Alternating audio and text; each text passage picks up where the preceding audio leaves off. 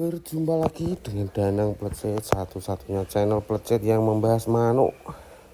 Assalamualaikum warahmatullahi wabarakatuh. Waalaikumsalam.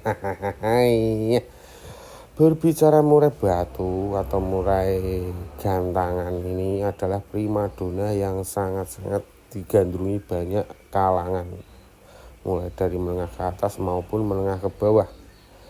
Tapi jika murai batu itu turun ke dasar tembok, ya tidak karu-karuan, nanti tidak dapat nilai, bisa diskualifikasi. Nah, pada kesempatan kali ini saya akan membahas tentang bagaimana cara mengatasi supaya murai batu gacuan kita tidak turun ke dasar sangkar saat digantangkan ya bosku.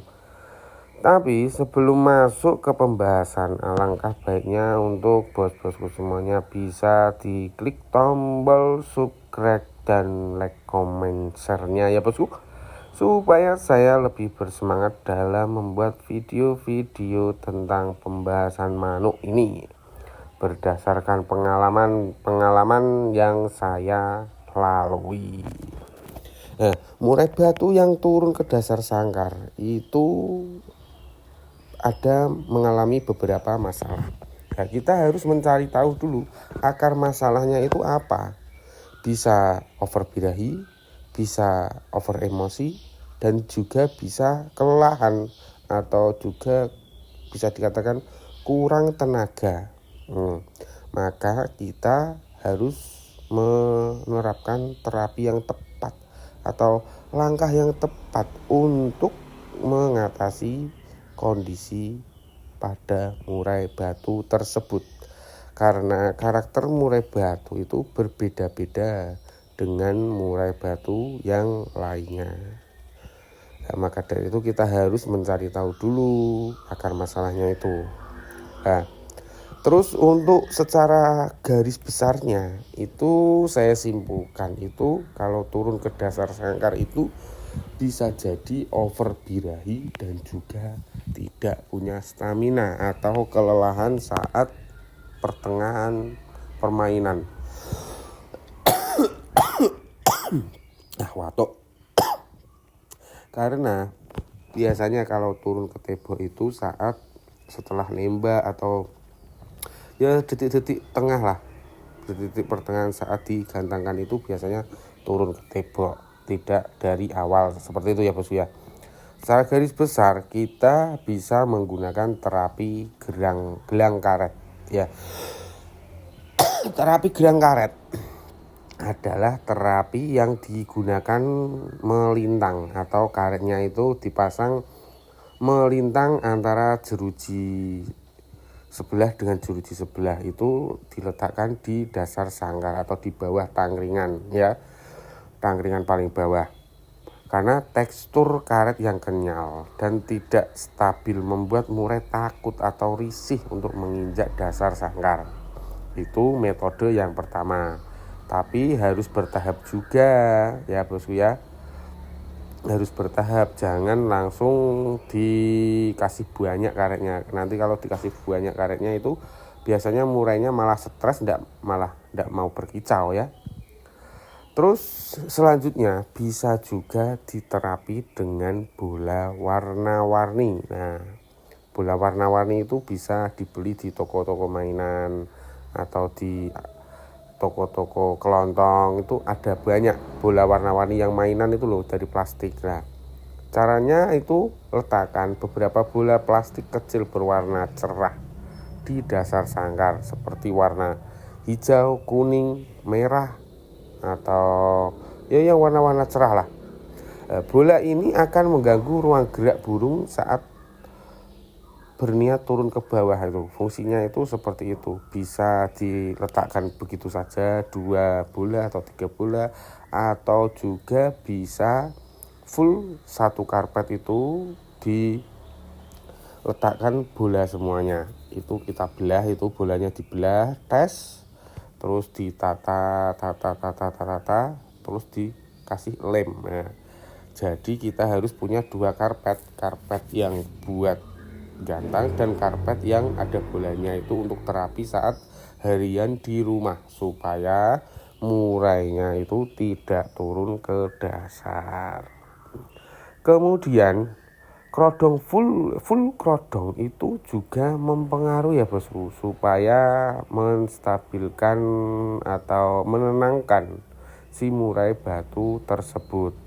Krodong sangkar secara penuh untuk mengurangi stres itu juga dianjurkan, mencegah burung melihat lawan, mencegah burung melihat burung yang lain, atau mencegah burung dari predator, untuk menstabilkan itu tadi, menstabilkan kondisi mentalnya itu ya bosku ya.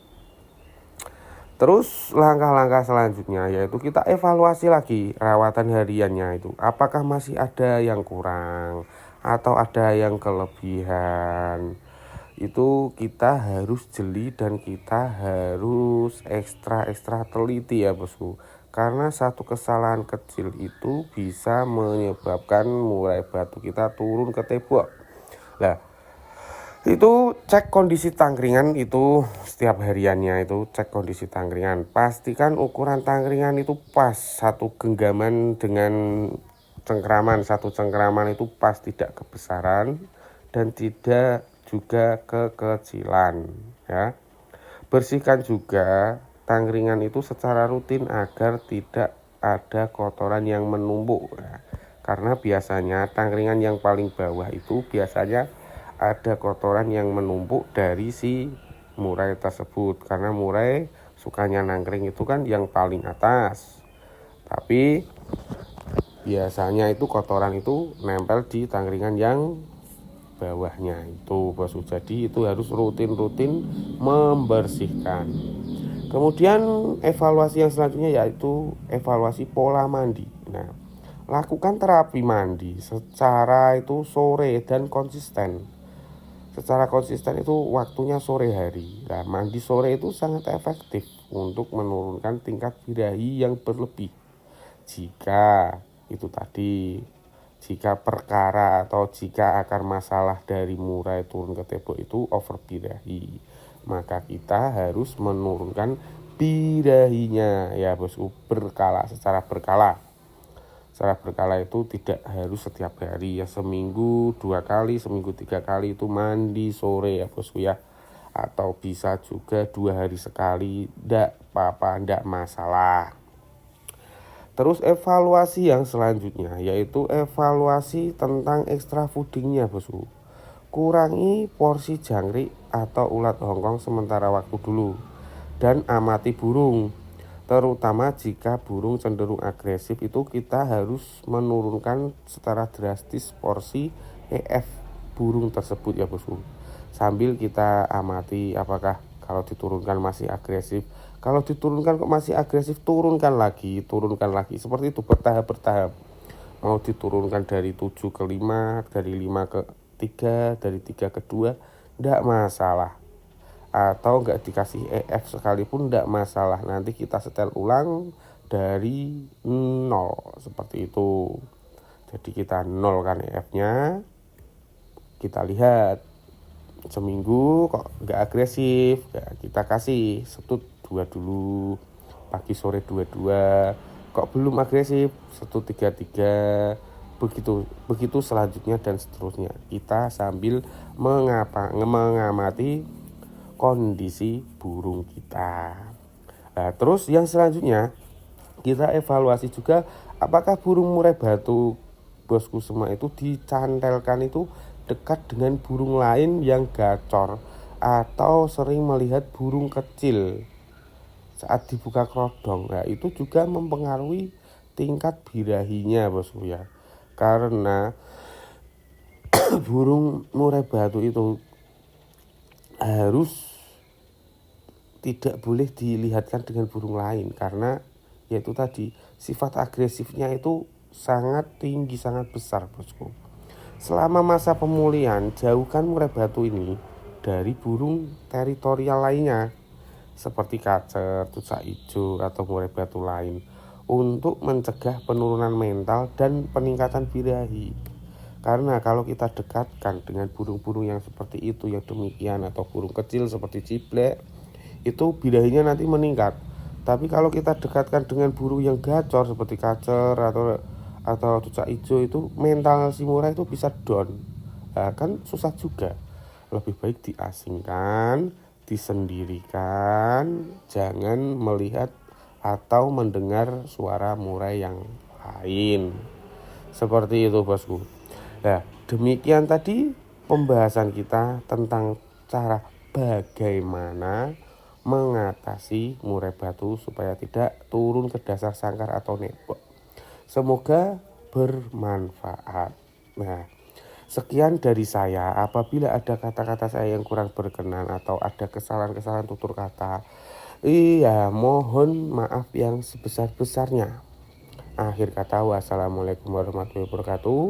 Jangan lupa untuk di subscribe, di komen, di like, di share, dan yang pencet salam botol kecap.